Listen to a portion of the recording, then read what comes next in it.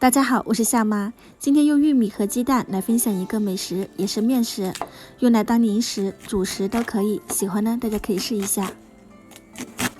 新鲜玉米切出玉米粒，放入料理机里面，打入2个鸡蛋，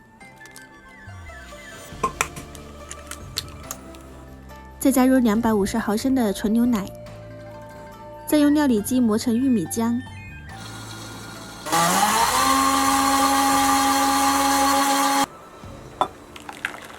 加入酵母粉5克，泡打粉2克，给它搅拌均匀。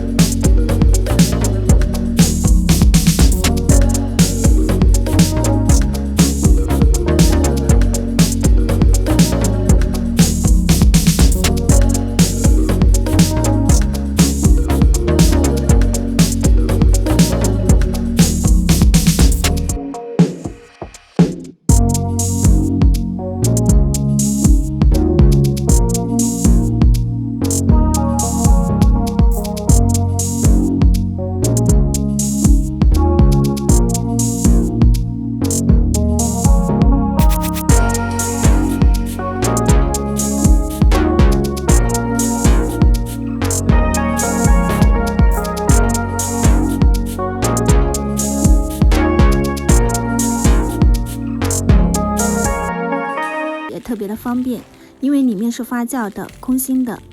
糖浆的话呢，遇冷它会变硬，所以的话呢就形成了外面比较酥脆，里面松软，口感非常不错。